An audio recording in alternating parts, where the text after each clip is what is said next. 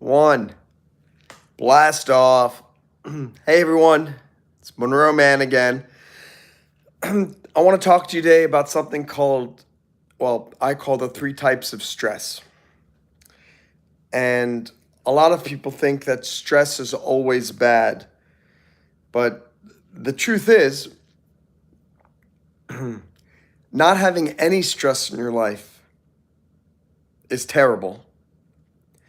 And having too much stress in your life is terrible.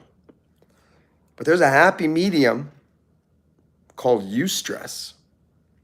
I'm not talking about you as in you and me. I'm talking about you as in euphoria, which is why they call it Eustress, Eustress,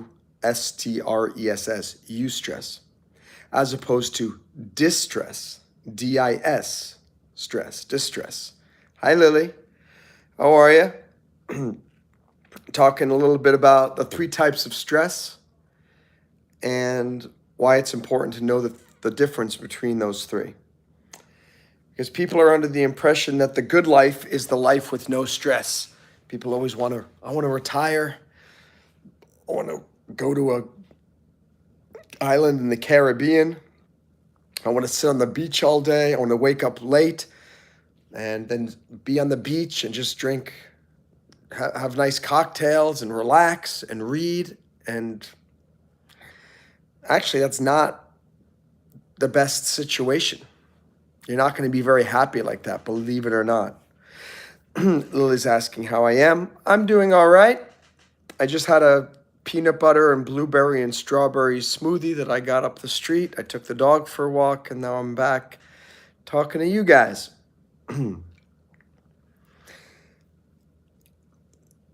I think, obviously, the worst situation is distress. Hey, Bautiver. I remember you. How are you? Distress means you have so much going on that you're panicking and that you're going all crazy. And you don't want to be distressed. And when do you get distressed? And it's when you have too much happening all at one time. There's a brain overload. You're being asked to do too many things at once. It's just a big old overload. That is not fun.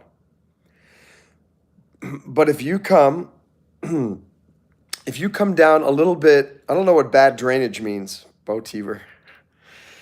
If you pull your distress a little bit lower,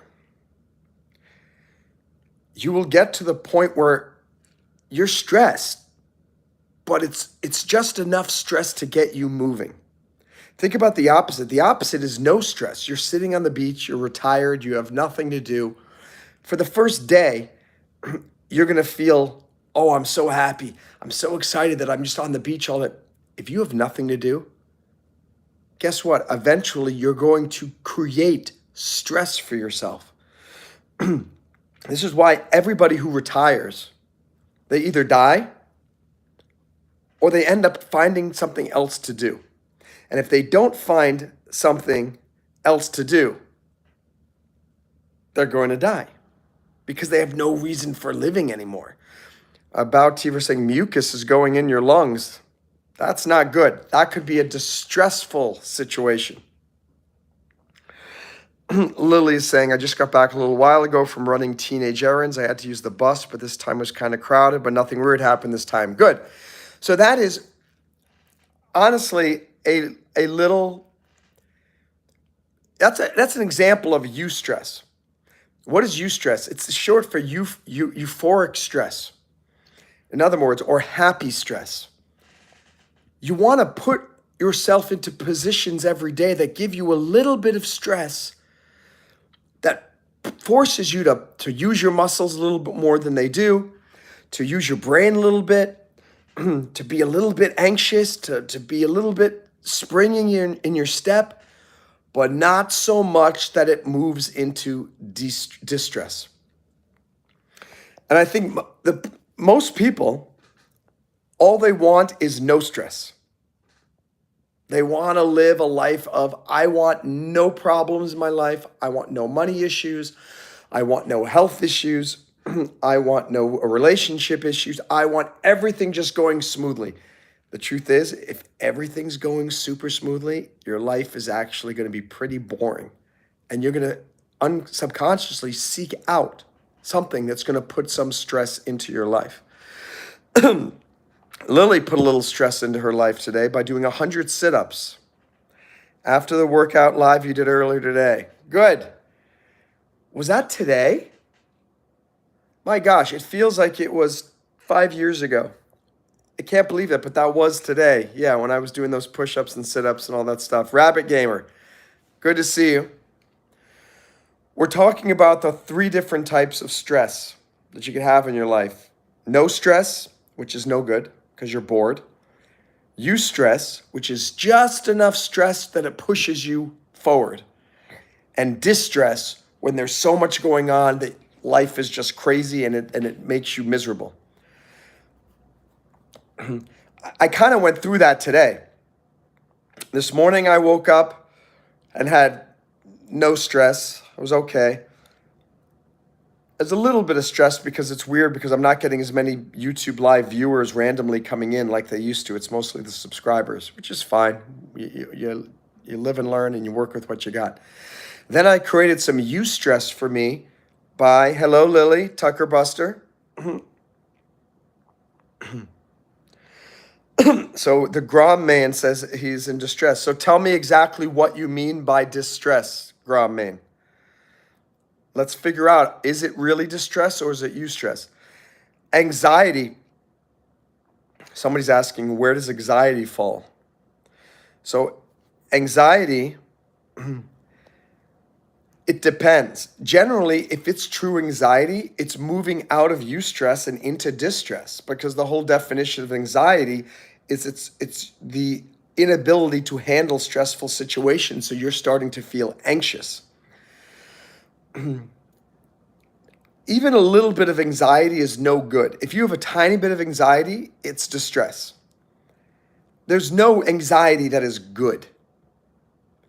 There is stress that is good, because you have to put your body under some stress in order to build up your muscles. You need to put your lungs and heart under stress in order to build up your cardiovascular system. You need to put your brain under stress if you want to learn something new. I'm in this biology class and I don't have as much time to study and read and as I did when I was younger, because I'm doing so many other things. I've been doing pretty well on the quizzes, but I lost so much track of time these last 2 weeks. I ended up missing 2 of the quizzes. And then I did another quiz. I did okay, got an 89. And I did a quiz today. I couldn't believe it. I got a 47%. All talking about meiosis and mitosis and chromosomes and the reproduction process of how cells duplicate in the human body and plants and animals. And I mean, it's a little bit of distress that I was having today. And I haven't done any of the lab write-ups yet. This was about 8 o'clock, about 3-4 hours ago. And finally I realized, okay, when you're in a situation of distress, you have to reduce it down to eustress. You have to get the level of anxiety down enough that the level of stress you have becomes manageable and it gets you excited again. Earlier today, I was thinking maybe I should drop out of these classes. Maybe I cannot handle everything I'm doing, plus this biology class, plus this biology lab. And I'm thinking, what the heck am I doing anyway? I'm already a lawyer, already have a PhD in psychology. Why am I trying to do pre-med now? That's just stupid. And that's what I was thinking earlier today. It was complete distress. But whenever I'm in that distressful situation, I know if I can bring it down a little bit, I will get to eustress, where it's enough stress that you feel you can manage it. So what did I do? I said, all right, let me just finish all the quizzes. No matter what grades I get, let me get caught up. And let me write up my labs today. And let me finish some of the legal work that I need to do with some of these clients. And I spent the whole last 6 hours really doing a lot of work. And I got to the point where, okay, I still don't know if I really want to keep doing the pre-med classes, but I'm going to finish this class. And I realized, okay, I came up with a good plan for these labs. I caught up on the labs. I finished all the quizzes, even though one of them I got a 47% on. I reached out to the clients and said, hey, I give me a couple of days because I got a lot going on and things aren't moving as quickly as I want. And I am now, right at this moment, in a situation of eustress. I haven't, nothing else, nothing's gone, nothing's different, but I've got a plan in place that has reduced the distress low enough where now it's okay. I still need to do the labs. I still need to go to class tomorrow. Still need to do the legal work for these clients. I still need to do this. Still need to take out the garbage right there. Boom. It's staring in my face constantly, reminding me, giving me a lot of distress.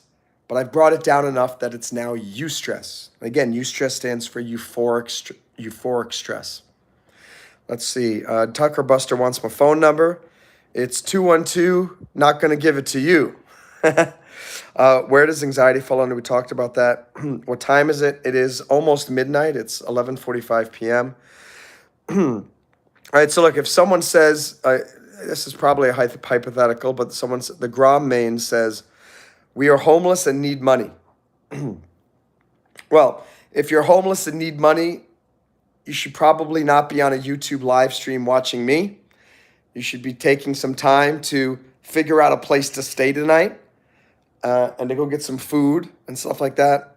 You got to take care of your priorities. Watching me is not a priority if you're homeless and need money. Evelyn's asking, what are we learning today? We're asking about, hold on, I'm timing out somebody because they're being really annoying. Okay, CJ Michaels is timed out because it's asking weird questions that have nothing to do with what we're talking about. We're learning today about the different types of stress. There are 3 types: no stress, eustress, and distress. The only place you ever want to be is eustress. People always think, I want to be in a situation where I have no stress. I got so much going on. I just want to I want to relax. Trust me, how many times have you guys gone on a vacation and before the vacation is done, you just cannot wait to get back home because you're thinking, I'm so bored. I'm so sick of this. I'm so sick of the beach, or I'm so sick of museums, or I'm so sick. Yet when you were back home, you couldn't wait to go on this vacation because you wanted to relax and chill. And any type of chill situation where there's lower stress, the more you have no stress, the more bored you get, and the more you bring stress back into your life. Some people add so much stress back into their life that they become distressed and they just get crazy. And unfortunately, a lot of people who are in a situation of distress, they just give up. They just completely throw everything away. They drop out of school. They quit their job. They break up with a boyfriend or girlfriend or file for divorce, whatever it may be. And a lot of times, you shouldn't make those decisions under a distressful situation. You should bring the level of stress down to a eustressful situation. And I'm not saying Y-O-U, I'm talking about eustress like euphoria. And that's an actual term, eustress. Do not make crazy decisions under distress. Bring the anxiety down, get under control, at least to the point where you are, okay, I'm still not sure what I'm going to be doing about solving this, but at least I'm not going absolutely crazy bonkers. You need to create a eustressful situation. Let me look at some of these comments. Hey, Ominous Mango. Can't watch. You're just stopping by to say hi. Appreciate you saying hi. Rabbit Gamer says school is what gives it to me. Yeah, right now, school is what's giving it to me too, because for me, I mean, my reason for going back to school to get my biology classes and physics classes is because I have this maybe idea of going to med school, but it's kind of a hobby. I already have a million degrees, so I'm creating this distressful situation for myself going back to school, and it's kind of a hobby. It's kind of just and I have all these other things that I'm doing, and yet I'm going to biology class. But the thing is, I am not somebody who likes to quit. When I start something, I finish it. So I made a commitment, and I paid money. I paid money to go to these classes too.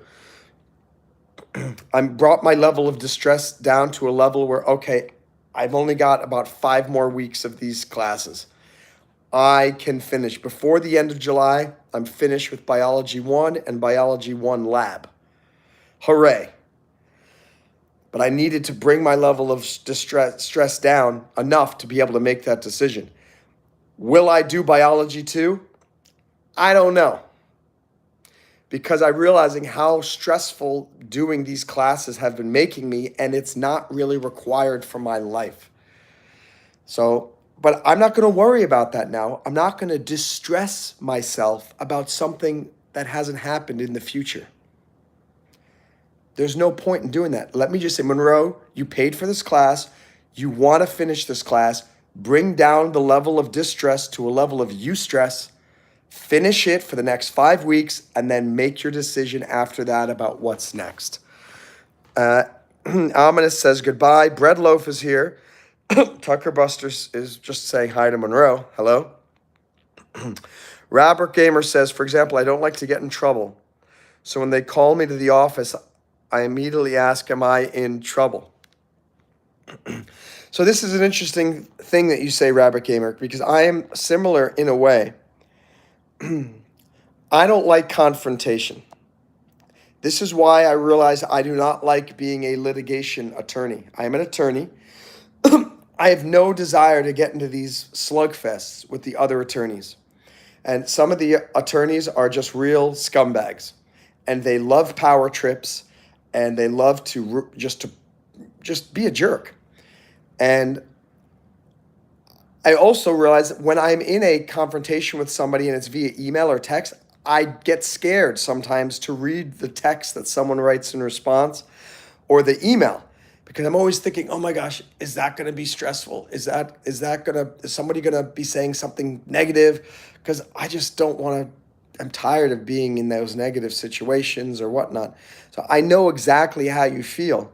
What I do in those situations is I've realized that 9 times out of 10, I over-exaggerate what the content of the email or the text is going to be. And I always just have to remind myself, Monroe, it's probably not going to be a bad email. And if it is, what is the worst that the person could say to you? Think about it. What's the worst that someone could say to you? I hate you. You're a loser. I'm going to sue you. I'm going to take your law license away. I'm going to report you. I'm going to this. I'm going to do that. And I just think, you know what? What gives? No one's actually going to hurt me. It's just words. And then I just open it up, and then 9 times out of 10, I realize, you know what? Why was I worrying? Why was I creating a distressful situation out of something that hadn't even happened yet? So Rabbit Gamer, you do the same thing that I do. Every time you get called to the office, you immediately think you did something wrong. How many times when you get called to the office did you actually do something wrong? It's probably less times than you think, but we start to distress ourselves needlessly. Hem Courtier is asking, is space real? Is this distressing you? I'm trying to link everything together. Is space real? Whether it's real or not, the big question is, and talking about here is that causing you stress, no stress, eustress, or distress? And I mean, the answer, of course, is yes, space is real. But I'm talking from a psychological point, is this idea of space causing you distress? For physicists and astronomers, the question, is space real, creates eustress, again, which is euphoric stress. But for you, you're asking, is space real? Thoughts, it sounds like maybe you're distressed because you're concerned that space is real, or, oh my gosh, what if space is not real? King Suban, great to see you. Nice to see you. RoMann, I don't give mod to people when I just, I have to see them regularly. So keep coming back. Show me that I can trust you, and then maybe I can make you a mod. Yeah, just like Evelyn said. Grom says, even though you got a 47, I think you can do whatever you want. Yeah, honestly, the quiz was just horrible. Sometimes just because you get a bad grade doesn't mean you're stupid. I'm a really smart person, and that quiz was just bonkers. It was really bad. It was badly constructed, and I don't know how I got a 47. Whatever. I've been here multiple times. The Grommain, yeah, maybe, but I don't recognize your name as frequently as I do some other people. Thoughts about the economical state of the world? It's pretty bad. The economical state of the world is giving me great distress. Why is it giving me distress? Because I used to be able to fly to Shanghai, China direct from the United States for $500 economy round trip. Now, economy to Shanghai, I can actually go premium economy for about $700 and $800 to Shanghai. Now, round trip, not direct. I have to land in Istanbul or Dubai. Economy, $3,000. What's up with that? Just absolutely crazy. And it costs so much money to fill up the grocery cart now, which is crazy. And inflation is through the roof, not only in the United States, but in Europe, everywhere. I mean, the economy is making me very distressed.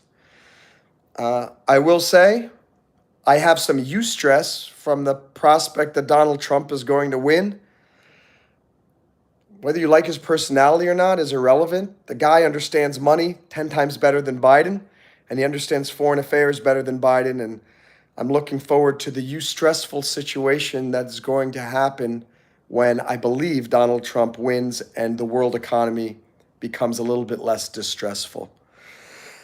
Chess Kid says no, then says hi. How was your day? My day is, like I said, it started out a little bit. Actually, it started out distressed this morning because when I did the live stream, I'm realizing YouTube used to send sometimes 60 or 70 brand new people to my live streams. And suddenly now it's only sending 1 or 2 random new people to the live stream. So that caused me distress in the morning. I realized I had the distress and I did a live stream. That helped bring my stress level down to eustress as I came up with a plan to figure out the YouTube issue. Then I was in de-stress again for the day as I'm trying to realize I got all these legal clients I have to help and this biology stuff, which is driving me bonkers. But then around 6, 7 p.m., I got to work really hard, came up with a good plan, and came back down to eustress. And guess what? Now that I'm talking with you guys, my stress is even lower. Remember, eustress is the right optimal amount of stress that we all need in our lives in order to get something done. You don't get something done unless there's some stress involved. Literally. You eat breakfast. Why do you get up and eat breakfast? Because there is some grumbling in your stomach. That's eustress. If there's a little grumbling in your tummy is giving you a little bit of happy stress. Going, hey, Monroe, can you please put some food in my belly? Let's say you haven't eaten in 4 days. That tummy is going to be in distress. Distress. If you don't eat for 8 hours, you get a little eustress. Oh, I'm feeling a little hungry. You haven't eaten 3 days, your tummy is going crazy, going, I'm dying. I need food. And it starts to hurt. Same thing. When you are swallowing food and it's digesting, your tummy basically has eustress. It's happy stress. But have you ever had food poisoning or you ever eaten something that makes you feel very uncomfortable? Oh my gosh, you understand what distress of the tummy is when that happens. I'm trying to just give you different analogies to show you that stress is actually good if it's in the right amount. And you need to make sure that you're not trying to put yourself into a no-stress situation. People always say, I want to be in a no-stress relationship. If you're in a no stress romantic relationship, that means 100% boring. When you're in love with somebody, you think that's no stress? When you're in love with somebody and you have all those butterfly feelings in your tummy, that's your body going, oh my gosh, I love this person. Oh, and you feel those butterflies. That's eustress. Euphoric stress. That's good. But then when this person that you really love start to see that person flirting with somebody else or is not responding to your texts, what happens? That eustress goes too high and it becomes distress. And so this is what life is. You have to find that happy medium between eustress and distress. You want to push as much of that eustress as high as you can, but not to the point where it turns into distress. And you do not want that eustress to drop so low that you are completely bored and have no stress. If you have no stress, that's why people end up doing drugs and doing alcohol, because they're trying to create something.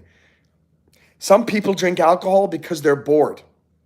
They have no stress and they're trying to create eustress. It's not the best way to create eustress at all. You should go after a dream. You should go fall in love with somebody. Go travel. But other people drink alcohol because they're so distressed, they try to bring it down to eustress. It's very strange. Maybe you've never thought about it like that. People drink alcohol for two reasons. It's either to relax or to create some excitement. But I'm telling you, you should learn how to regulate your levels of stress without the use of external stimulants. You should be able to create that stress by the things that you do in life, the dreams you have, the people you hang out with. The people you hang out with can give you eustress, distress, or no stress. Again, if you have friends who give you no stress whatsoever, honestly, you're probably just smoking marijuana with those people. That's not a good group of people to be hanging out with. Just literally, that's what you do. You guys just chill out and have no stress together. Thumbs down, people. At the same time, you don't want to be hanging out with people who are constantly coming at you with problems and disaster and complaints and anxiety, because they're just going to bring your level of eustress too high to distress. You got to find that perfect group of people who bring out the best in you. Hey, you are awesome. Hey, you want to go for a run today? Yeah. Hey, do you want to go on a vacation with me to France? Yeah. Hey, do you want to start a business with me? Yeah. Hey, do you want to help me code a new piece of software? Awesome. That is eustress. The feeling, when I think back to how I felt when I started acting in New York City, that was eustress. That I feel like, oh my gosh, I'm in the Big Apple. I'm going on auditions. I am becoming a successful actor. Wow. And anyone who's ever been in the show business knows exactly that feeling. Or that feeling when you start your business for the first time and you think, oh my gosh, I got my first customers. Oh, eustress. These first 3 weeks here with me doing YouTube lives, and all these random people coming in and giving me likes and telling me to keep going, eustress. The last 2 days of YouTube Live, when I started to realize that YouTube was not, and it's not just for me, but for other YouTube livers, was not sending a lot of random people anymore, kind of a little bit of distress. Thinking, oh my gosh, this is not so much fun anymore. Now I realize it's going to be more of a struggle. It's going to take me many, many, many more months to reach the 3,000 hours of watch time. I'm trying to help you understand that there is a spectrum of stress, from zero stress on one side to 100% stress on the other side. Neither extreme is good. You need to stay somewhere between 20 and 70% stress. For every person, it's a little bit different, but you will all function between 20 and 70% stress better. That's your peak area of awesomeness. If you have less than 20% stress, you're not going to do anything. You're going to be bored and you're going to just sit around on the couch. If you have above 70% stress, you're probably going away from eustress and you're starting to become distressed. That makes you shut down as well.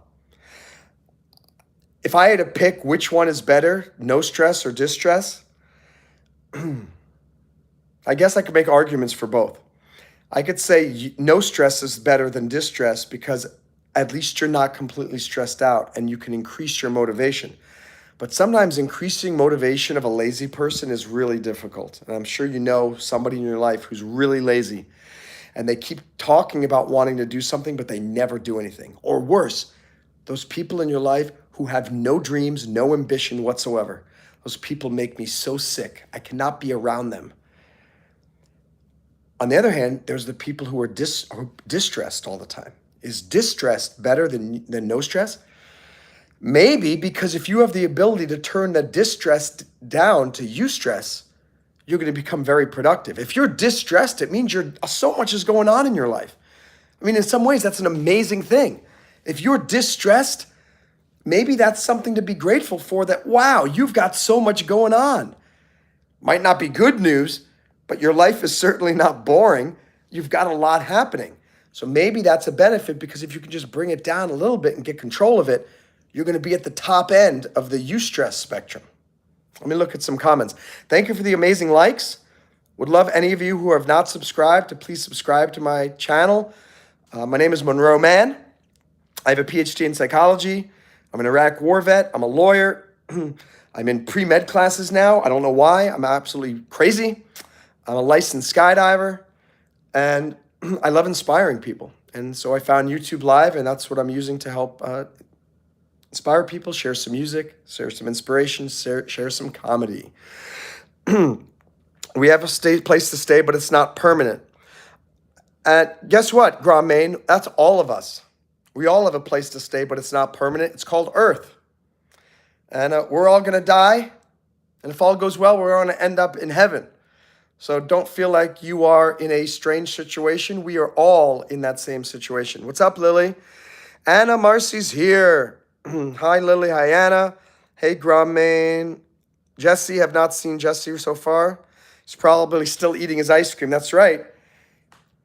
He was having so much eustress watching me do the fitness live stream this morning that he started eating so much ice cream, which made him even have more eustress, but now he's in distress because he's got an upset tummy.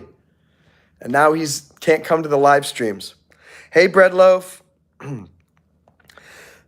So RoMann is asking, how do you create a eustressful situation? So it's not spelled you as in you, it's EU. EU. As you know, the word is euphoria.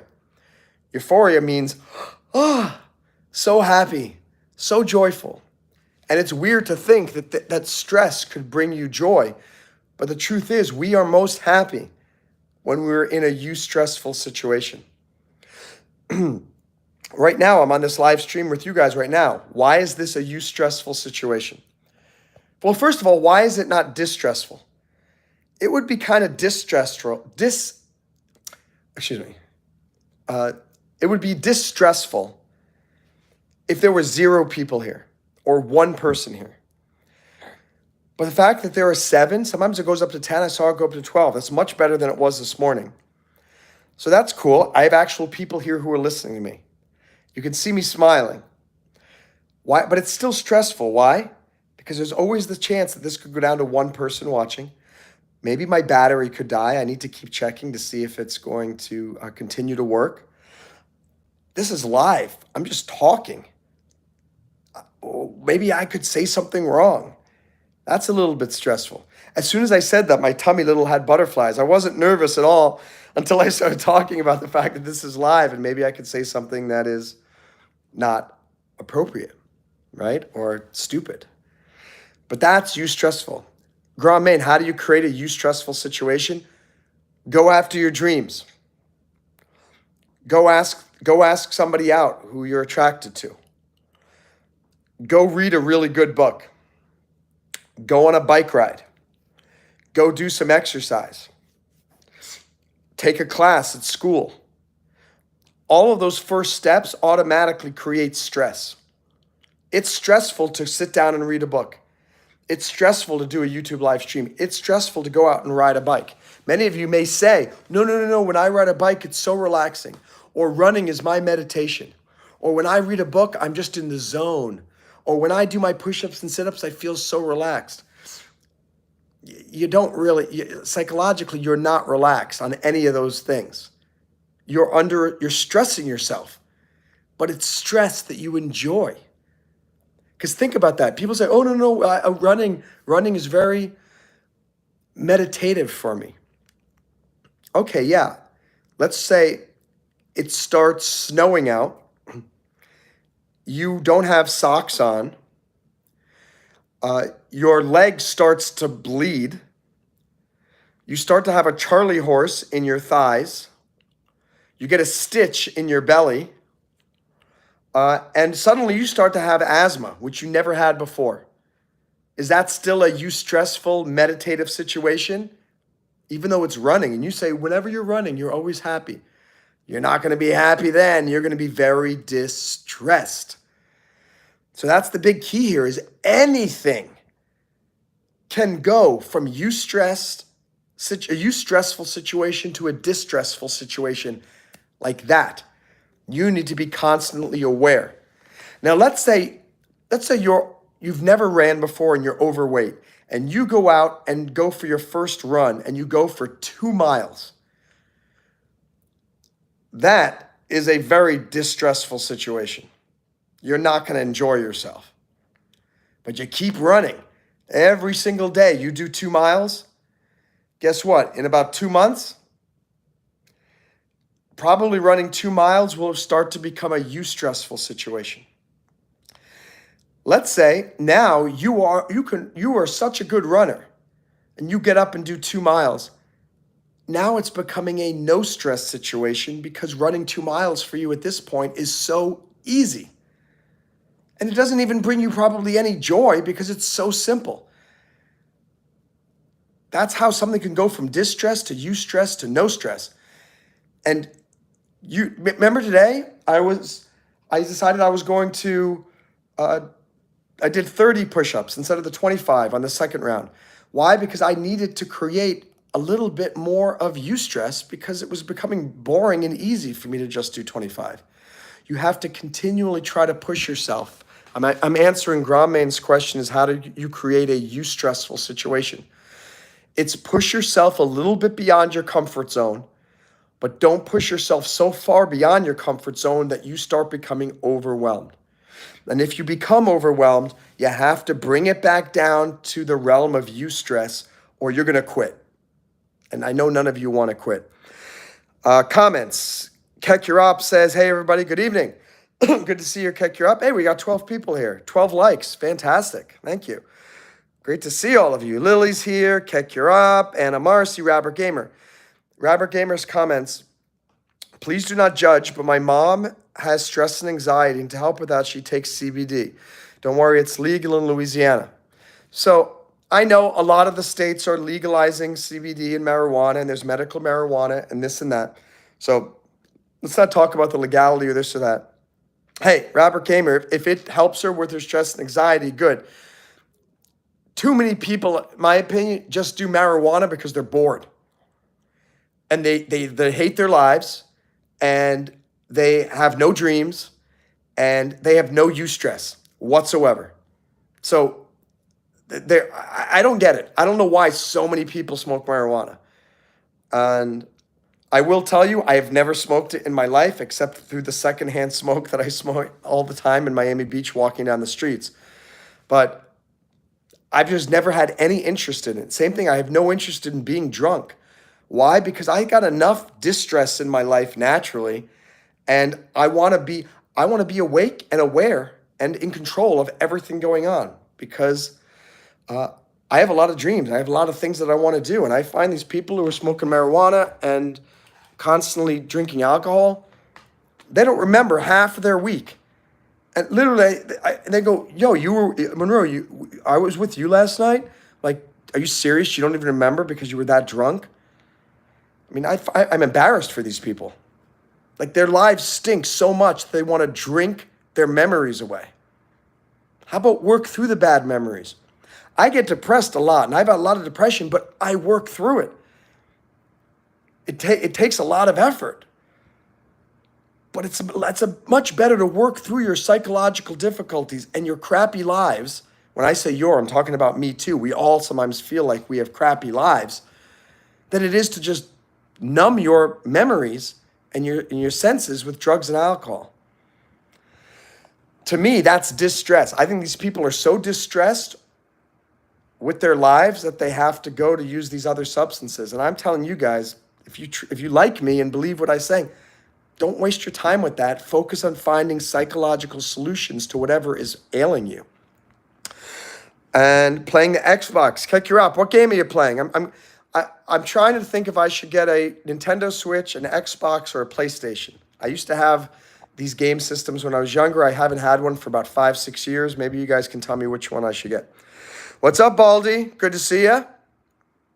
Lily says that may start an argument, but Xbox is superior. All right, here we go, Lily.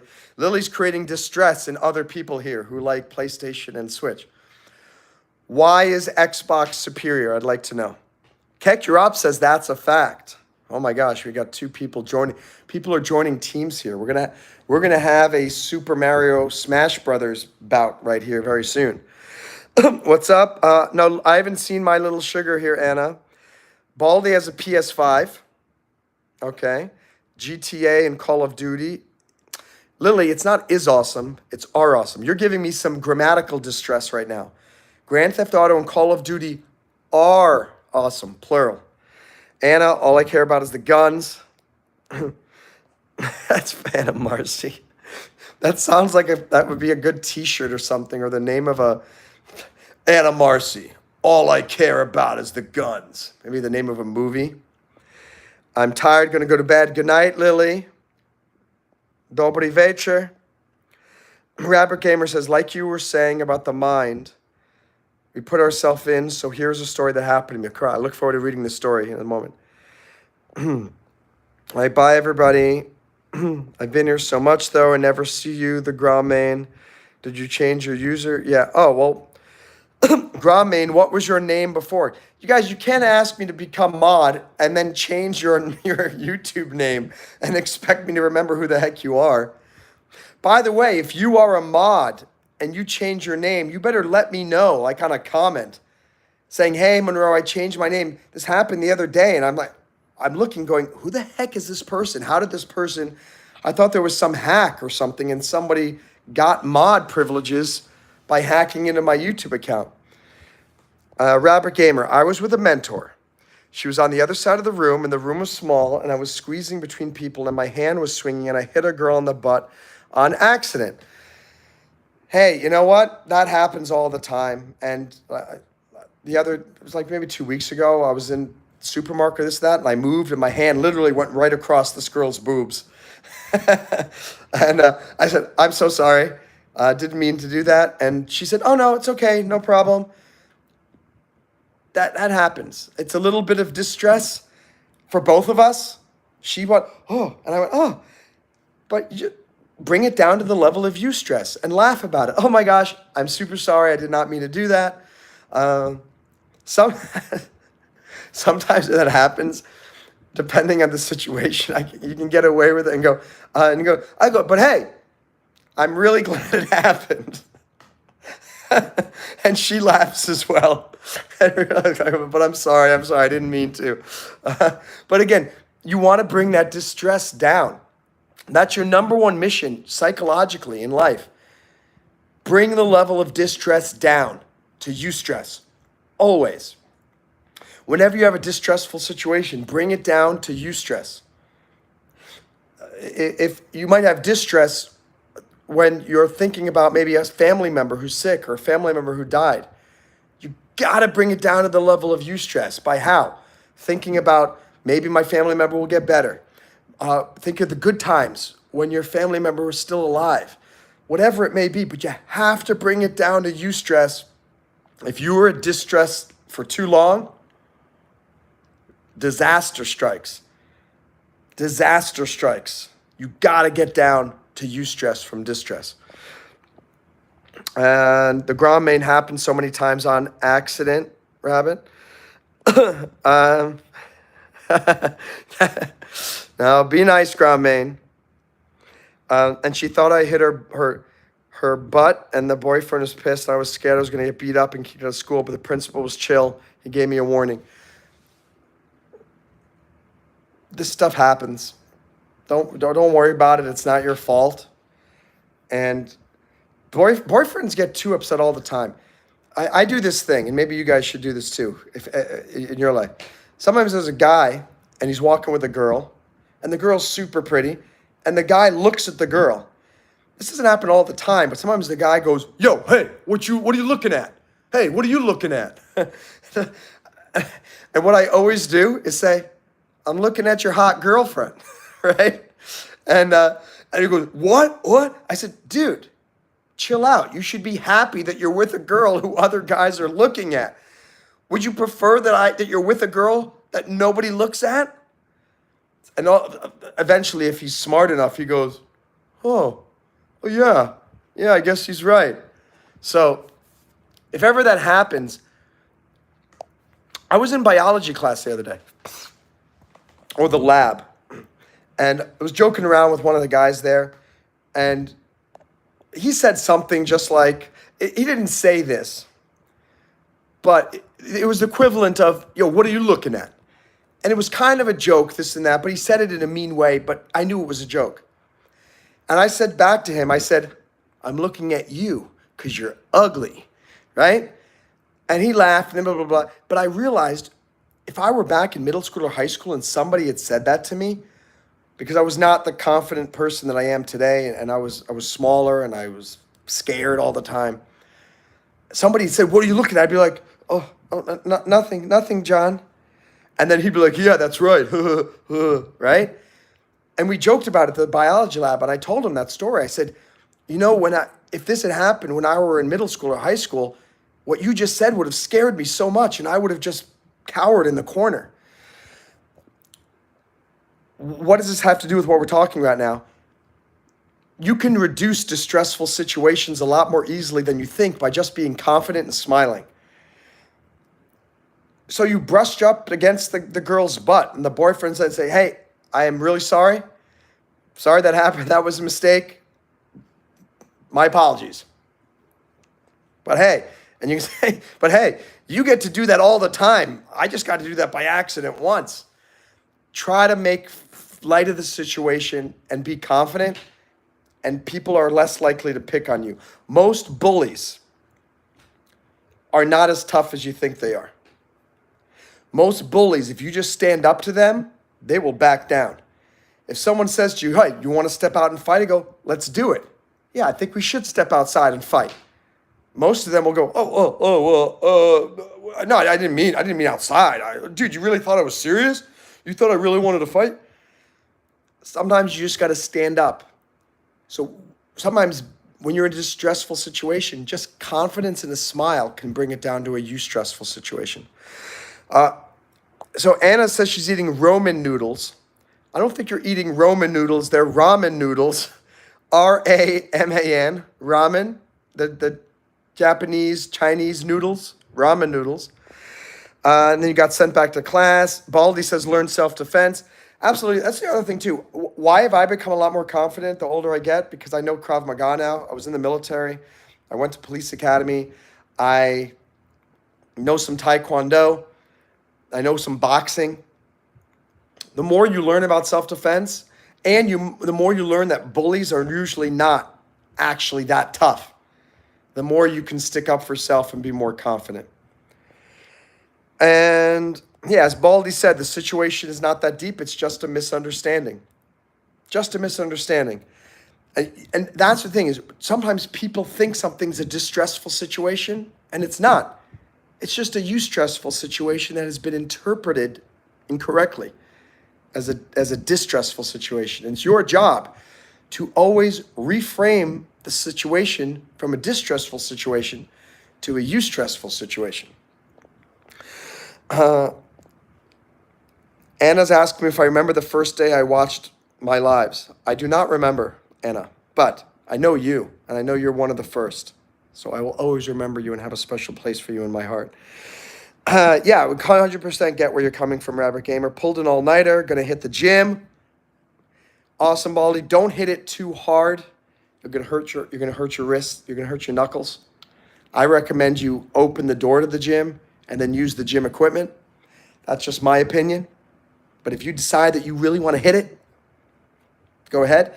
But if you're going to hit the gym, why don't you just stay in your apartment and hit the brick wall outside?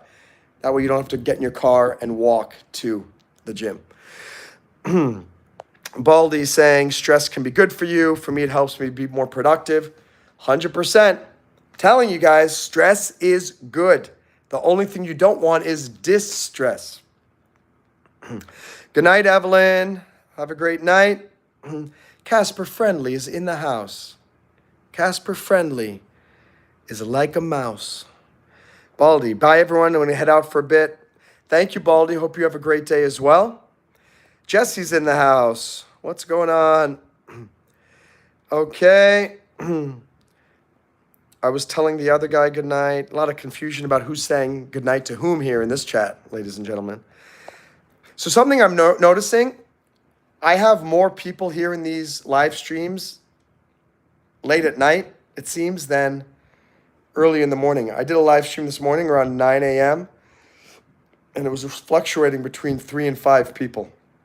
Now it's fluctuating between 8 and 12. So that's something to keep in mind. Your AC went out. So hot in here. Casper Friendly, where do you live? In what state or what country? I'm in Florida right now in Miami Beach. It's actually cold out tonight. It's chilly, not cold. I don't have the air conditioner on at all. I'm in Miami Beach, in South Beach, and the air conditioner is not on in my apartment. It hasn't been for 3 hours because it's cool. I have got a lot of eustress right now. Why is it eustress and not no stress? No stress would be because my voice is hurting. I got a little bit of stress. I'm doing the live stream. That's providing a little bit of stress. I keep seeing the garbage right here that I have to take out. That I have not. It's been sitting there all day. But it's eustress. It's not distress. If there were 7, here, let me tell you this. Why did I end up putting that garbage bag there?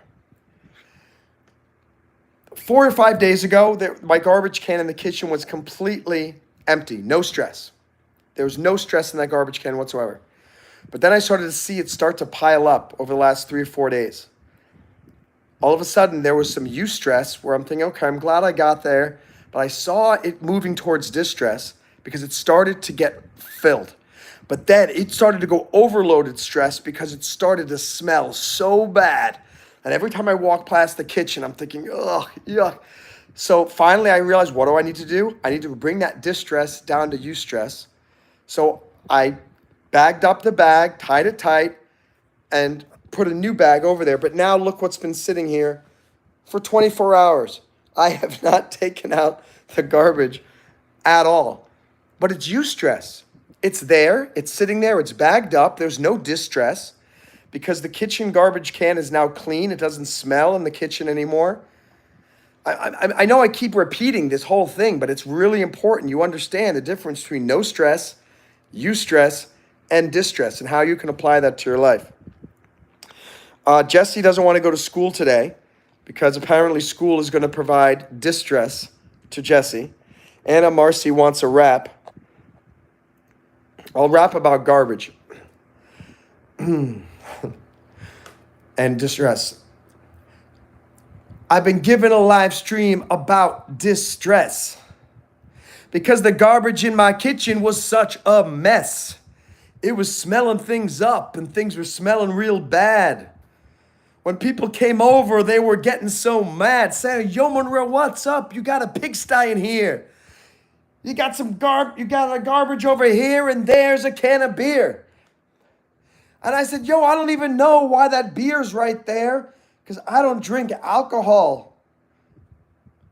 Because that alcohol makes me feel queer." But I did bag up that trash and it's ready to go out. But I am still so lazy. And because all I do is pout. I keep looking at this filled garbage pan of trash. And for some reason right now, I'm thinking of that TV show MASH. What did they do with the garbage during war? Oh, I know. They took it out in the desert. They took it out real far. All right, let's look. What's up, Milo? Milo's back in the house. Jesse wants to sleep. 14 likes. Pretty awesome. That's right. Mark M in the house. Hi, guys. Josue Orantes is in the house. Josue, tell us a story about what you did today. Tell us a story about a fun story about restaurant management. I know you can make us laugh. Jesse has a different coping mechanism with overwhelming thoughts. Only I do it at home, though. What is that, Jesse? Is it morning? For me, it is. It's not. No, it's not 12 p.m. It's 12:30 a.m. It's late at night, ladies and gentlemen. Anna's about to go to sleep. Kek, you're up. Playing BO4 zombies. What is BO4? What does BO stand for? Body odor 4? Are those zombies that dead that their skin now stinks so much? So we had body odor 1, but that wasn't enough. Then we had body odor 2. Josue's playing PlayStation 5. So Kek, you're up, and Lily said that Xbox was the better one. Josue's doing PlayStation 5. I'm thinking of getting a Nintendo Switch. But I don't know. People are telling me that maybe I shouldn't. Maybe I should get a PlayStation or a Xbox. A lot of distress going on in his head right now. Call of Duty. What's Call of Duty BO4 Zombies? Is that the same thing? Yeah, grammatical distress. I did have some grammatical stress earlier. Hey, Kevin, I subbed to your breakdiving channel earlier. If you remember me, and I watched a couple of your videos. I remember you from earlier today. Thank you for doing that. I hope you'll go to breakdiving.io and submit an application to join our community there too. It's really, really cool. Working very hard this year and next year to really just help it soar. Breakdiving.io. Jesse Pinkman wants a partner. What, a partner in crime? Or, a special somebody? I'll tell you this, Jesse. Honestly, I've tried for 46 years to find that special somebody, and every time I do, those people just annoy me. And either I break up with them or they break up with me and it doesn't work. It's not all it's cracked up to be. It's really hard to find that very, very, very special somebody. So don't just say I want a partner. You want to find that really special person who's perfect for you. And I could have had a girlfriend many, many times. I could have been married many times. Maybe there's a 1% chance. Maybe there's a 1% chance that I made a mistake by not marrying some of these girls and being their boyfriend. But 99% of me says, Monroe, you made the right decision. So wait for the perfect right person. Jesse's barely awake. Monroe, please make school go away. Jesse, I can make your school go away. It's a very simple prescription. Go to school every day. Pass all of your classes and graduate, and then I guarantee you, wow, school will go away. Now, that's the only correct way to make school go away. Robert Gamer says, my father said if someone is picking on me, he said, get loud. If you get loud, all eyes are going to be on them. That's true. If you get loud, no one's going to do anything. Very few, quote unquote, criminals do their crime in broad daylight when everybody's watching. It happens, but most of the time they're trying to do it without getting caught. So anytime you can bring attention to a bully, guess what? That bully's probably not going to do something. And Jesse, you should stand up to others. Absolutely. You got to stand up and go, what'd you say? Huh? I'm Jesse Pinkman. Did you know I'm Jesse Pinkman? Right? And just like this, maybe just go like this, like a bear, and go, rah! they'll think you're so crazy that they will run away from you. If someone starts picking on you, you'll go up to that person and go right in their face. "Ah!" I want to see that. I'm gonna make a little short film about that, a little sketch. How do you deal with bullies? Try it, Jesse. It'll work. Josue says everyone was sleeping this morning. So everyone was sleeping what? Oh, during the live stream? I think so. I think everyone was asleep. And now, so I think it's better I'm going to experiment. I'm not going to do any at 9:30 now. I'm going to maybe wait till 10:30 a.m. I might try one tomorrow at 10:30 a.m. and see what happens. Casper is in Tennessee. Yeah, that's pretty warm down there in Tennessee too. Bar Snoop Dogg live stream. Mr. Beast Eminem is live through Monroe's channel. Boy, I'm realizing how I'm so behind on all these comments. Jesse, what's more American than George Washington eating fried bald eagle on an M1 Abrams? I would say something more American than George Washington eating fried bald eagle on an M1 Abrams is if he's also waving an American flag or wearing the America cap that Billy Bob has. Eli Cooper, thank you for telling me that you love my live. I love you being on my live. Thanks for clicking like. Hope you guys will click subscribe. Oh, Black Ops 4.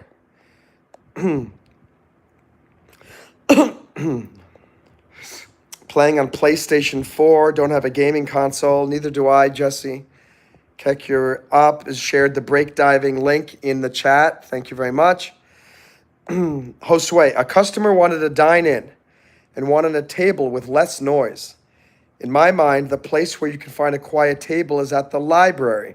And that... Josue, did you tell that to them? I just dropped my power pack here, which I need to plug in. If you would like a quiet table, I recommend the public library, which is 3 blocks down the road on the left. You're funny, Josue. Jesse says, I want to do the bear thing, but I can't because they'll make fun of me more. Maybe not. Maybe you just gotta. Let me ask this: What do they say with you? What do they say to you, Jesse? How do they pick on you? I'm curious to know about that. No, I didn't say that to the customer. Josue, you should do it next time, but as a joke, and say, I can recommend the quietest table. Would you like me to tell you where that is? It's at the library.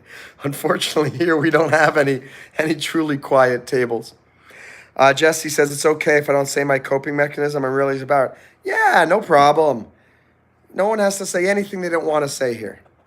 If I don't want to say something here, I don't say something here. That's how that works here in my live streams. Wow, I got 15 likes. That sure makes up for this morning. I think I only got 9. Oh, I just got tired very suddenly. Again, we're talking about the different types of stress. No stress, eustress, and distress. I want you to all put yourselves in eustressful situations that push your stress management to the max without pushing you overboard into distress. And I want you to learn how when you get to distress, how to bring that distress back down to eustress. I'm grateful for my training in the military, and I went through police academy and a lot of other, and I went to the war in Iraq, and I've been through some very stressful situations in life.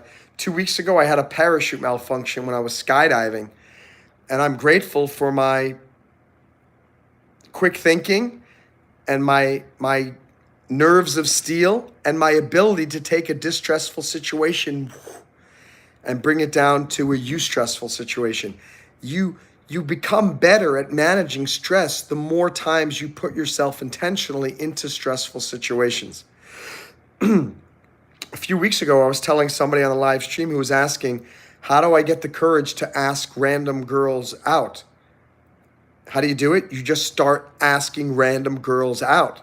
Just go up to somebody and talk to that person. And the first time, it is horrible distress. And the truth is, you're never going to 100% get rid of it because it's always strange going up to a random person. But the more you do it, the more you start to realize it's a little bit less distressful and a little bit more eustressful. And I keep saying eustressful, guys. I'm not talking about me and you. I'm talking about you as in euphoria, EU. It's an actual scientific term, eustress. Let me look here at the comments.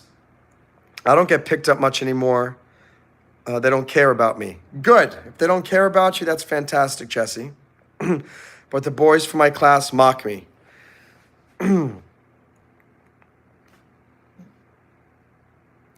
It's hard to say just ignore them, but it's what you need to do. Look at what happens in the live streams.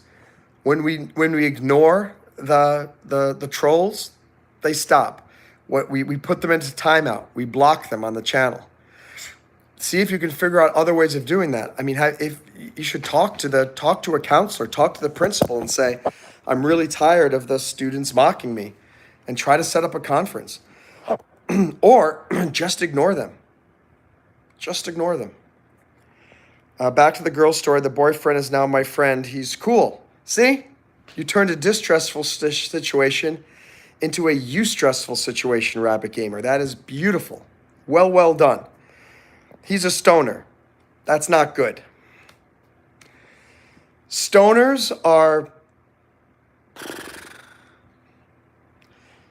I'm not really sure what they contribute to our society. If they're stoned all the time, their brain is not working, their brain is slow, they're destroying their brain cells. I know a lot of people may disagree with me on that, but I've been very strong about that. People have tried to get me to smoke marijuana my entire life, and I have not once put marijuana in my mouth. I hate the smell. I have no desire to know what it does to my brain or to me. That's for me. That's the way I think. I think you guys should spend your time and money reading books, going on travel trips around the world, building up your confidence to talk to random guys and girls, starting a business, building your YouTube channels. Do something else. But don't waste your time and money doing drugs and alcohol. I think it's a waste of time. This is weird. You said 15 likes. My phone was showing 16. Mine showing 15. I don't understand anything about it. Honestly, sometimes it says there are 0 people and there are 3 people literally talking in the chat. Right now, I'm like, how can there be 3 people talking in the chat if there were 0 people here? So I don't know. And do you remember, guys? Some of you guys were here a week ago or a week and a half ago when I did that Billy Bob stream. 92 likes. Had over 100 people here. Where did they come from and where are they now? YouTube used to be sending lots of people randomly. And I guess they stopped doing that. Now most of the people who are coming to my live streams are subscribers. So, I mean, that's a distressful situation. It was this morning. It's a little bit less distressful now because I see, wow, if I come later at night, I can get 7 to 12 of my subscribers to come. And that's still going to mean I can get to the watch time. I will say this, guys, again, if you really want to help me get to the 3,000 hours and help me monetize the channel, please, when I'm not doing the lives, please go watch the other lives that were recorded. Go onto my channel and click on the lives tab and just watch some of the other ones. Watch some of my music videos. Watch some of my skydiving videos. Every minute you watch is 1 more minute towards the 3,000 hours of watch time that I have to do within 1 year. And that year basically started 3.5 weeks ago because finally I'm getting watch time. Tomorrow morning, I will hit 700 hours. I'll put a nice post here. But I mean, only 2,300 hours more to go. That's giving me some eustress. That's exciting. I hope it gives you some eustress too. Soon you're gonna be, you watching me right now is helping me get this channel monetized. And I will remember the people who were here in the beginning. right? Jesse says, sometimes I kind of flap my hands or rock back and forth because I can, and those boys mock me for it. Whatever. Who cares what they're mocking for? And it makes me embarrassed. I could never walk up to somebody and talk. Jesse, I promise you could. I thought the same way until I realized, Monroe, if you do not have the guts to just start walking up to random people and talk to them, you're never going to get anywhere in life. If you were just waiting for opportunities to come to you, you're not a brake diver. Remember, brake divers dive in and make their own opportunities in life. And that means you go up to people and ask them for help. You go up to them and say, hey, how are you? Hey, nice hair. Hey, you want to go to a movie? Hey, whatever. Who cares if they say no? Doesn't matter. All they say is in the world of sales, sorry for the bouncing. In the world of sales, all you need is one yes. You could ask 1,000 people to invest $1 million in your business. If that 1,000th, that doesn't make any sense. If that 1,000 how do you say that, guys? 1,001st. Oh, Mr. Super Smart Man over here, right? That 1,001st person, if that 1,001st person says yes, who cares that the 1,000 other people said no? Just keep doing it. Keep asking. And he still threatened to beat me up, says the Rabbit Gamer, that he forgave me. That's good. I'm glad everything is good. Manvent. Good to hear. You just fear what he or she might react, fear of embarrassment, fear of rejection. Correct. 100%. I will never open up to my feelings. Jesse, that's not good. You should. Always say no to drugs. See, we got two people here saying you should always say no to drugs. Monroe and Josue. Thank you for the support. And Josue is a very successful manager of a restaurant in New York. And he's doing very well. So his advice is just as good as my advice. 17 likes now. I got 16. Why is there such a lag here? I just see 16. You know what's weird too? There are 9 people here, 16 likes. That means a whole bunch of people came, liked, and then just left. It's as if they are like superheroes. They just come in, like, and then they leave very quickly. Very strange, ladies and gentlemen. And he makes no harm behind threats. Mr. Good Cat in the house. What's up, my boy Steve from Texas? You do not mess with Texas. You do not mess with Steve. You do not mess with Jesse Pinkman. Matt checked out your channel. He was pretty impressed. I don't know if he's going to join a live soon. Jesse, have him come. Would love to give him a shout out and give him some advice, and maybe I can help him. Maybe he can help me. Rabbit Gamer, I have never been to Shangri-La, a.k.a. High. Good. Rabbit Gamer, honestly, I can't tell you how many people have asked me, told me, Monroe, you got to come on, do this some LSD.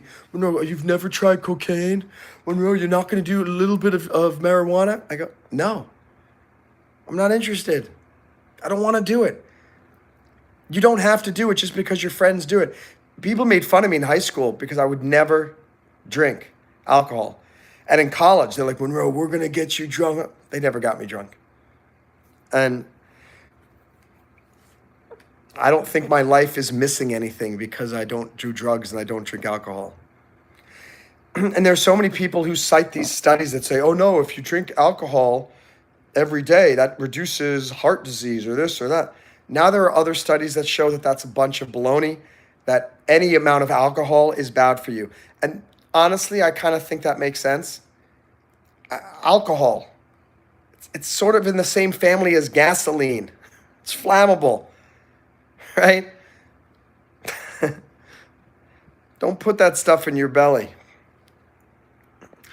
2,300 more. Yeah, 2,300 more, man. We're getting there. Slowly but surely.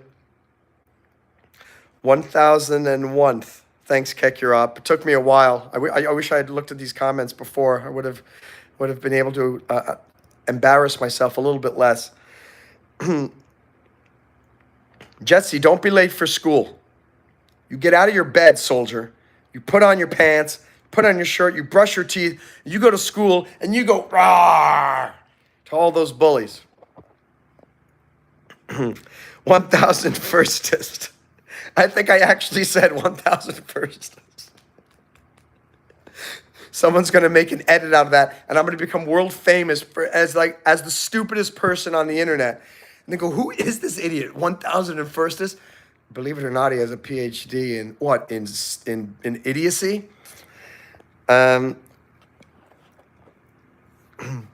So Robert Gamer, you said you was in Iraq. We have a grammar. I'm in a very distressful grammar situation right now, Robert Gamer.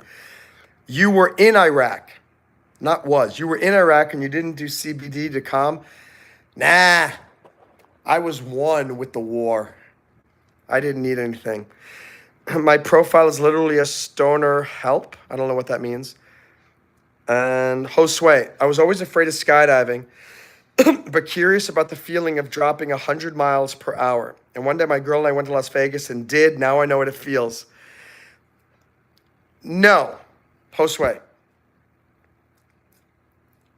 The feeling that you get from being in some type of machine that starts at 0 and then intentionally drops you at 100 miles per hour is not anything like what it feels like when you jump out of an airplane.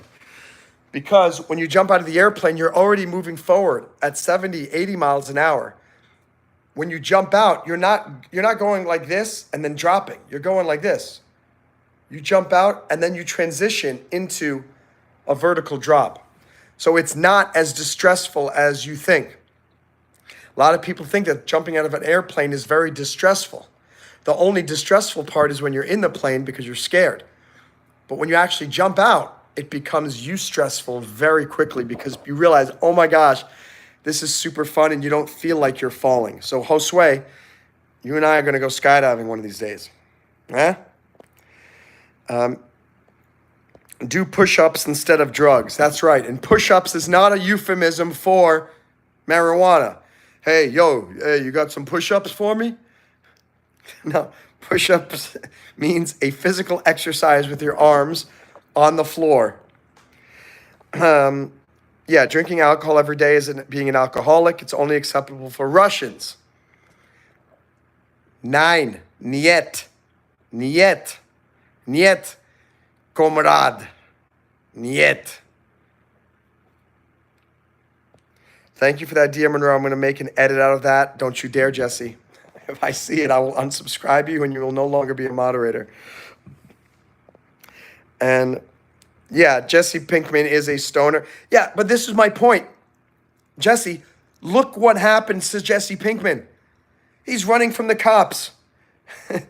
He's got mobsters going after him. He's not living a good life. Trust me, stay away from drugs. Stay away from alcohol. They do not do anything. They do more harm than good. Mr. Robert Gramier says, I'm enlisting and I'm joining the 82nd Airborne. Monroe said to practice jumping through skydiving, but the main difference is in the U.S. Army, you hook up to a wire. When you jump, the chute opens.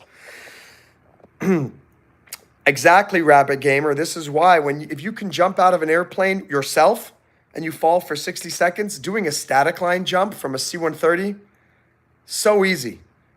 So easy.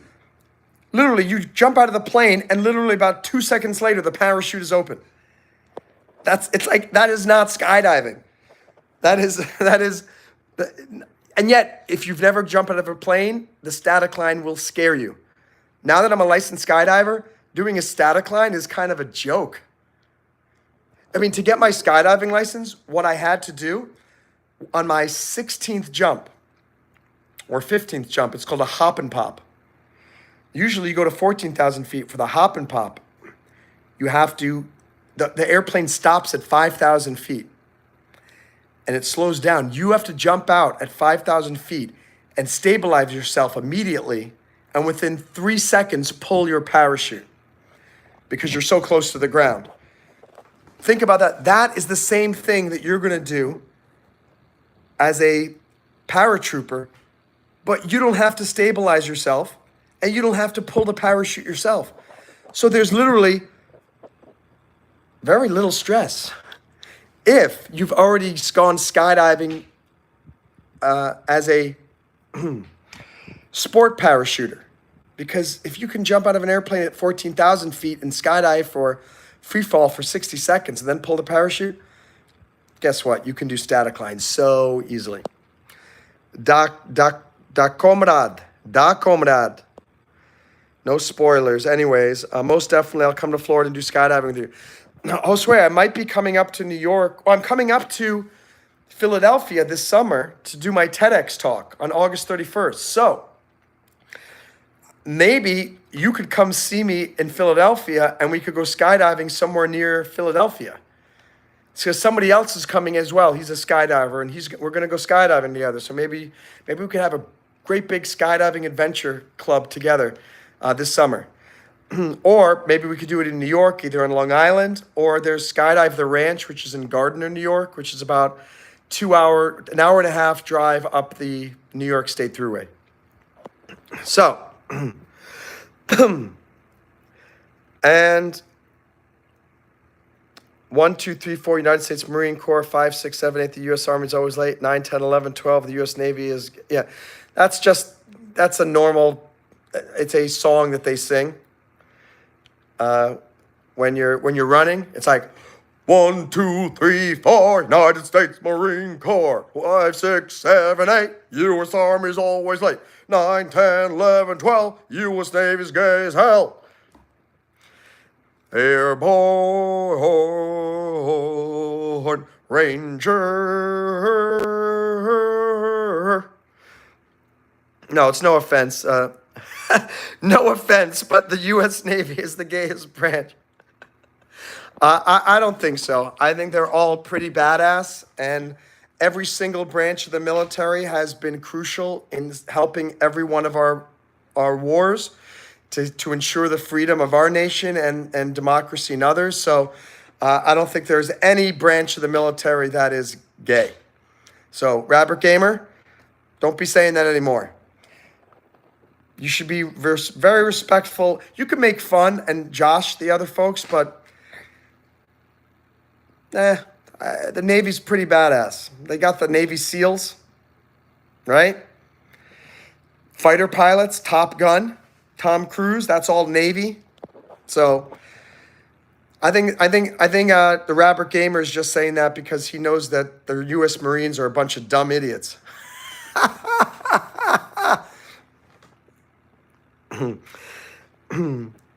They do help a lot. They transport the Army. The Navy does a lot more than transport the Army. Rabbit Gamer.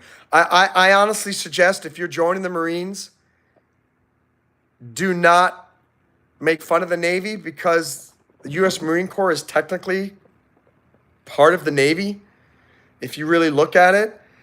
And the Navy's really, really awesome. And go watch some movies about World War II and all of the naval battles. The Battle of Midway, crazy. And that was almost 100% the United States Navy. Really, really impressive what they did. I was in the Army.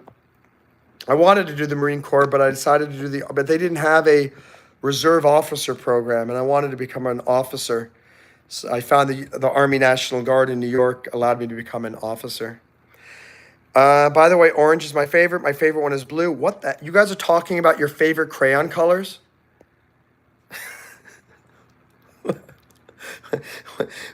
Okay, let me just say this. Rabbit Gamer before is calling the Navy very gay.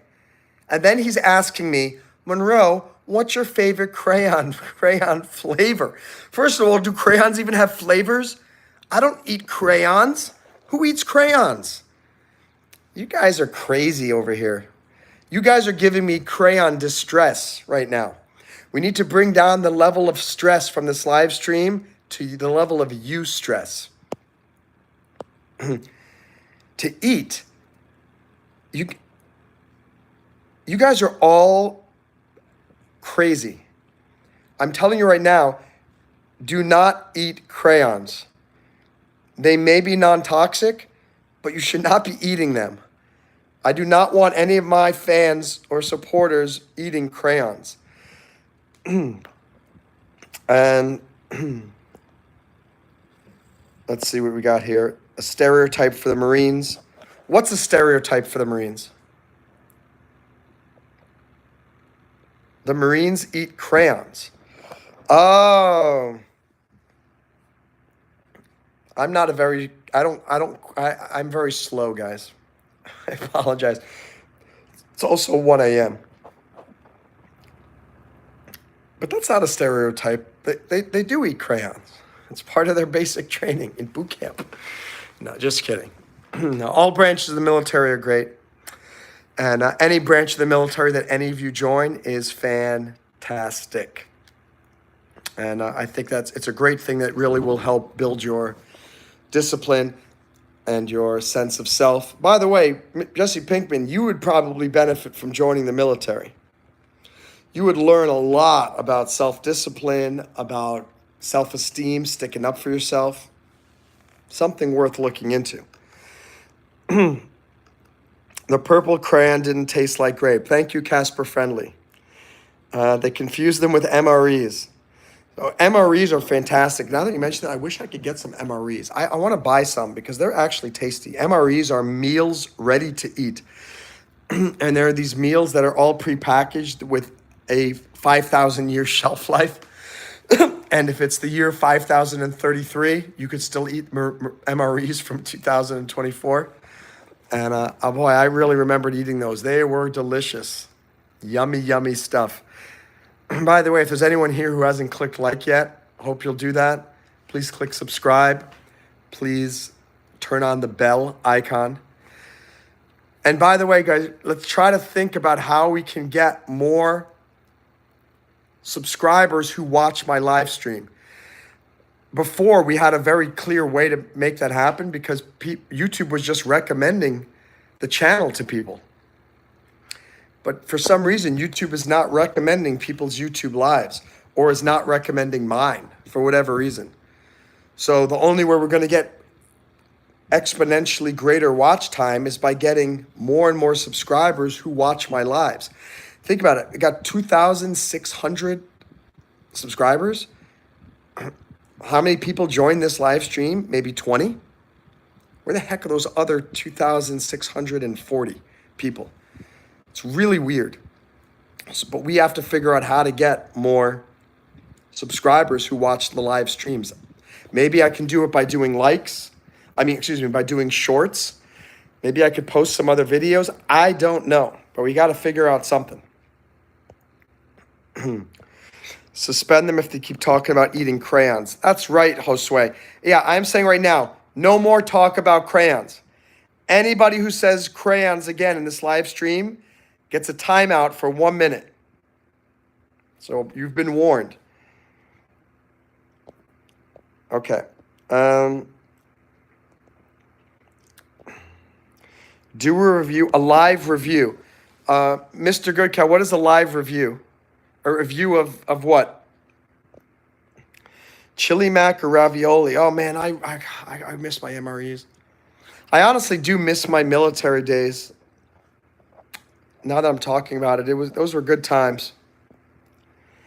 Lasagna. Jesse, how did you eat MREs? Where did you find MREs? I'd like to know. 30 minutes left to get ready for school. Read up higher. Read up what higher? A live review. I have no idea. I don't know what a live review means. I'm scrolling up. Can't see it. Let's play Take It or Leave It, MRR edition. You mean MRE edition? They used to when I had the MREs back in, what was that, like 1999, 2000, 2001, 2002. There was some of them had Skittles, and oh man, if we got the one with Skittles, you were like, oh my gosh, man, you're so lucky you got the MRE with Skittles. I got it every once in a while, but not often. Try different MREs from other countries, compare and review them online. That's a great idea, Mr. Goodcat. Maybe I could start doing some reviews of different things, reviews of products, and those unboxings, as they say. What I have to remember is that each one of these live streams is getting recorded, and they are getting viewed by other people. And I'm getting watch time even after from the recordings of the live streams. So I want Skittles too. But it's 1 a.m. Well, it's Miami Beach. I'm sure there's somewhere open that has Skittles, but I don't want them that bad. I'm not distressed about not having Skittles. I'm just eustressed, thinking that maybe it would be nice one day to have some Skittles. People told me that I really tasted the rainbow a little too much. I think that's funny. In a good way, in a eustress way. Don't be distressed about it. That's funny. Big deal. So they think you're effeminate, maybe. Look, in many ways, I'm effeminate. I mean, look at the way my legs are crossed right now. That's pretty effeminate, right? Who cares? Ravioli with meat sauce, the best. Josue, have you ever had an MRE, a military meal ready to eat? Is that a way of calling me gay? Maybe so. Can I tell you how many people think I'm gay? And how many guys here think I'm gay? I don't know why. For some reason, I come across maybe as more gay than I should. But I'm not. And I say, hey, thank you very much. I'm not gay, but I appreciate the compliment. And I said, hey, yeah, you're a good-looking guy. If I were gay, I'd go on a date with you. Again, move the distress and make it eustress. Don't worry about it. Rabbit Gamer went to the National Infantry Museum. I don't know where it is. Is it in Washington, D.C., or is it in Fort Benning? I don't know.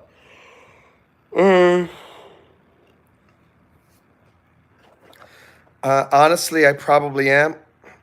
Jesse, it is what it is. All I could say is don't make any rash decisions if you're still young. Wait till you grow up. Wait till you get 18, 19. Things could change.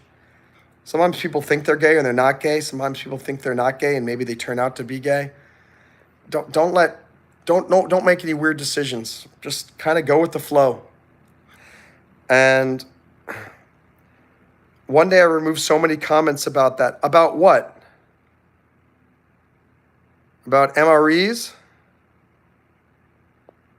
I'm not sure. Rabbit Gamer, they let me climb the tanks.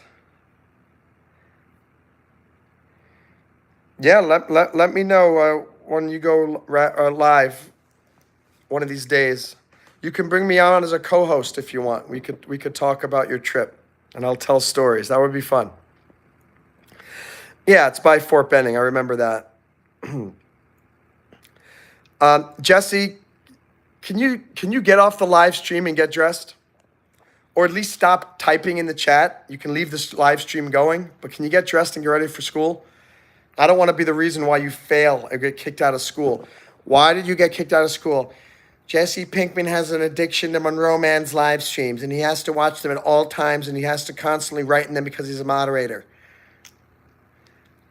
No excuses. Get dressed and get ready for school. Josue, I think you can buy them on Amazon. I'm going to check.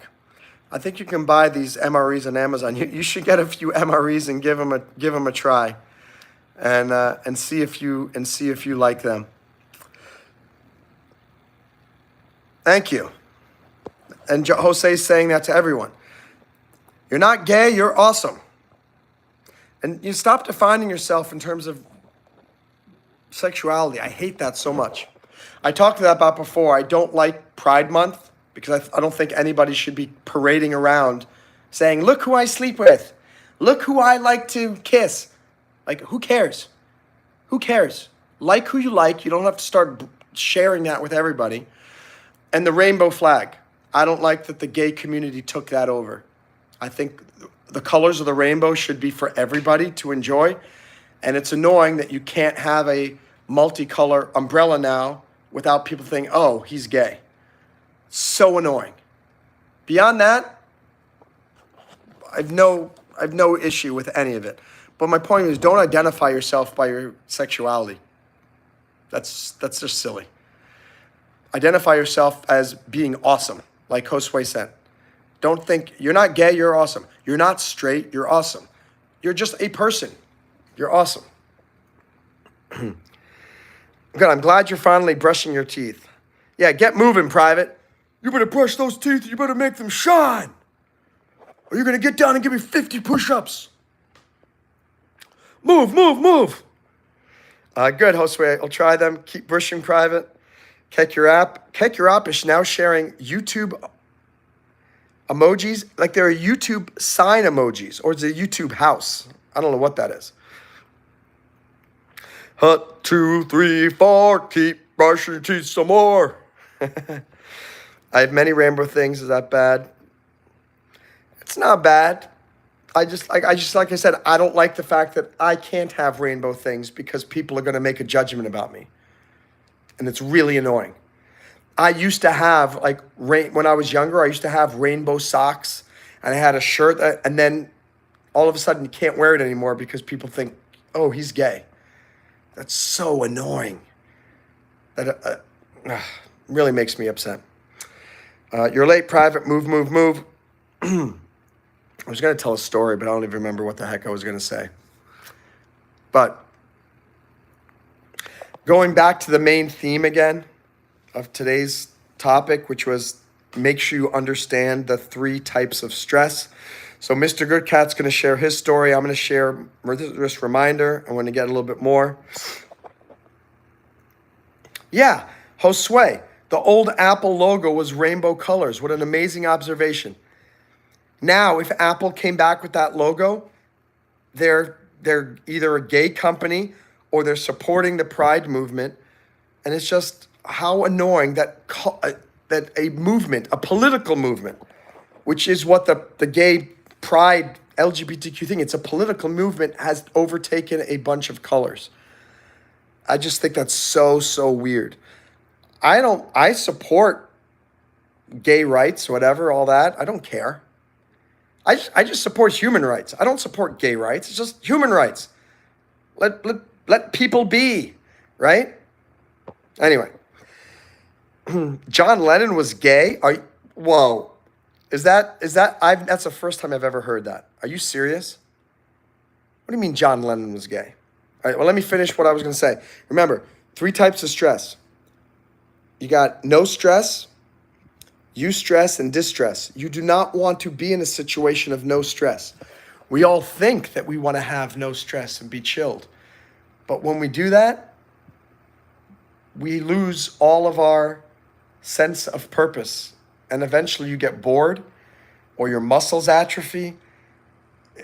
You always end up creating more stress for yourself after you're in a no stress situation. Maybe it's nice to decompress for a little bit, but it's not going to last. Next is eustress. That's stress that is just enough stress to get you moving. Makes you feel good. It gives you motivation. But when that eustress goes up too high, it becomes distress. And when you got distress, you can't think well, you can't function, and you feel terrible. And what I want you to always remember, how do I get back into that zone of eustress where you're at peak efficiency? All right, let's see what this story is. We got a lot of things here. Steve says, I went to the Holocaust Museum in high school. There was a Jewish man there that came to speak that day for his 97th birthday. I thought he was straight because he was dating. Oh, no, wait. I got to just go find Mr. Goodcats. So there was a Jewish man at the Holocaust Museum. He was there for his 97th birthday to speak. He was just a kid when the war started, says Mr. Goodcat. Hi, Papa. Nice to see you. Welcome. You're going to stop saying hi. Don't say hi again or you're going to get timed out. All right, good, Papa. Be a very good papa. I'm trying to tell a story. He was just a kid when the war started. His uncle saved up enough money to get him out of the country. Unfortunately, he couldn't do the same for his sister. I hear these stories all the time. There's a book called Night that all of you should read. It's about the Holocaust, Night, Night. Also, The Diary of Anne Frank. You should read that as well. Amazing. So that's a great story. Thank you for sharing that, Steve. And Jesse, I also had a man come into our school to talk about the Holocaust. And I thought that John Lennon was straight, says Jesse, because he was dating that woman. Yeah, Yoko Ono. And John Lennon was not gay. He was one of the best awesome person in the Beatles. Yeah. I don't think John Lennon was gay either, because he was married to Yoko Ono, and he had the son together. Oh, there's more to Steve's story. So he said at the age of 97, he was still looking for his sister. Super sad, but very cool to meet him and hear his story. You know, it's funny. I wonder if today, I'm sure he's not alive now, because I know you're a little bit older, Steve, and if this was back in high school, it was maybe 15 years ago or so. But if he had done, I know a lot of people have been doing these DNA tests, 23andMe and Ancestry, and they end up finding long lost brothers that they didn't even know existed. They end up finding, like you said, siblings or parents. Or I don't want to do the 23andMe because I don't trust those companies not to share that information with the government or whatever. But I find it really, it's really fascinating that they can use the DNA to link people together. Let's see. Great. You read The Diary of Anne Frank. I want you to...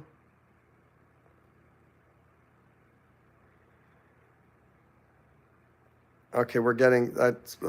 Papa's being really annoying. If Papa does it again, time that person out for 10 minutes. Yeah, Auschwitz, I believe, was the worst concentration camp. If you've read the Diary of Anne Frank, that's great. Also read the book Night. Let me just see if I can find it in my closet, because I just read it last year. And if I have it here, let me see. Do I have it here? I'm looking for the book Night.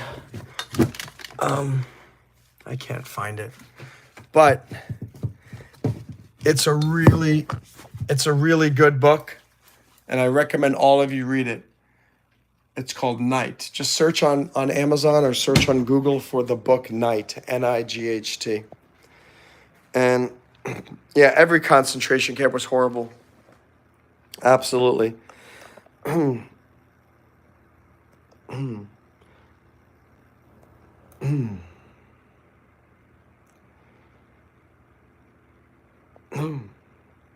Yeah, Papa's being really annoying. But you know what's funny though? I realize the spammers are good because we're getting watch time. If they're here and they're spamming, it means we're getting watch time. So maybe we should put up with the spammers for a little bit. Unless when we time them out, are we still getting watch time? That's a good question. Someone just gave us another like. Maybe that's Papa. Yeah, Papa's laughing now because I'm getting watch time from you, Papa, even though you're spamming. So, well, Papa, why are you doing it again? I'm the big GDA. All right. We're going to have to, let's see, put you in a timeout. Oh, you already got timed out for 600 seconds. Okay.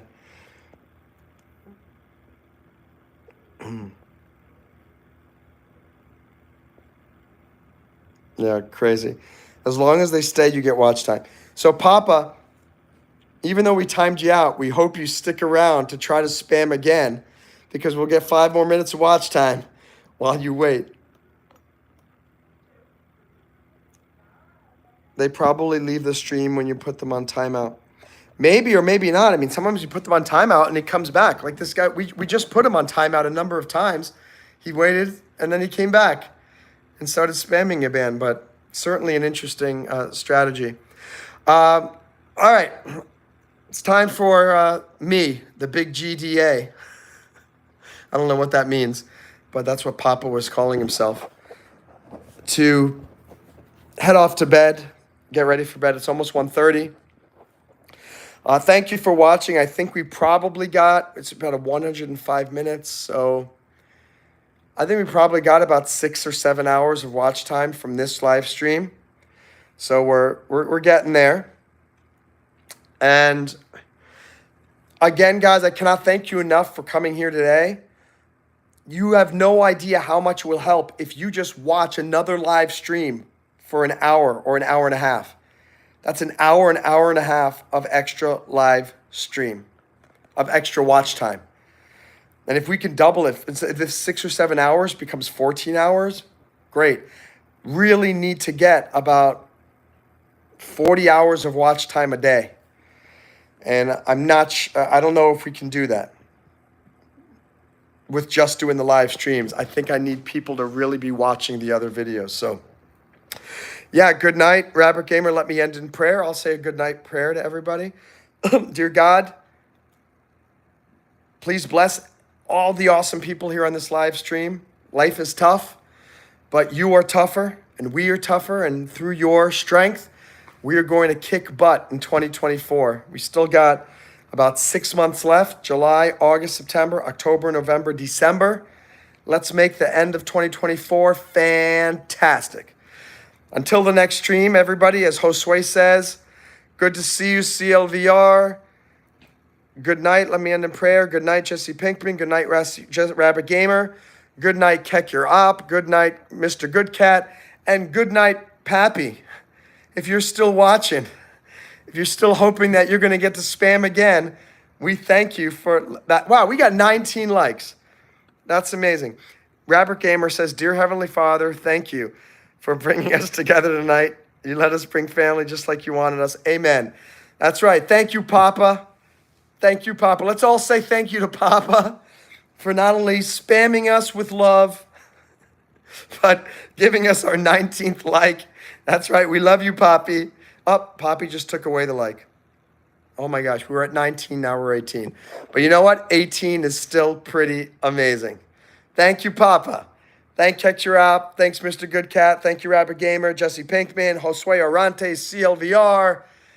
You got now we're spamming Papa. I love it. We are spamming Papa. Let's do it. Let's spam Papa one more time. Let's say thank you, Papa, all of you guys, one more time. Let's get all of you saying it. We want to show Papa what spamming is like. I'm not done until we get lots of thank you, Papas. Let me get a few more thank you, Papas. I got 18 on my right. Papa. Thank you, Papa. Papa. Thank you, Papa. You know what? I'm gonna leave with a joke from the TV show Seinfeld. Seinfeld is a really funny TV show. If you haven't watched it, you should watch it. It's on Netflix now. And so Jerry Seinfeld picks up the phone, and somebody on the phone is going, And he's saying, so she goes, and it's some guy trying to sell him something. And so Jerry says, well, how about this? Why don't you give me your home phone number? And then he goes, oh, you don't want to give me your home phone number? He's like, no. He goes, oh, you don't want to be disturbed at home? He goes, well, good. Now you know how I feel. Click. I told that joke really terribly. I apologize. But thank you guys for spamming Papa. Look at that. We got so much Papa love in there. Oh my God, gosh. This is what we need to do. Whenever there's a spammer, we need to all start spamming whoever the spammer is. Oh my gosh. Thanks to you. This is so funny. Papa. Okay. All right. I'm gonna on the countdown. We stop the spamming. 5, 4, 3, 2, 1. I gotta go too. Good night. Have a great day at school. Good night, everybody. You guys are awesome. See you soon. Remember, reduce that distress, increase that no stress. You want to be in that perfect eustress zone, and you'll make things happen, and you'll make dreams come true. Good night, guys.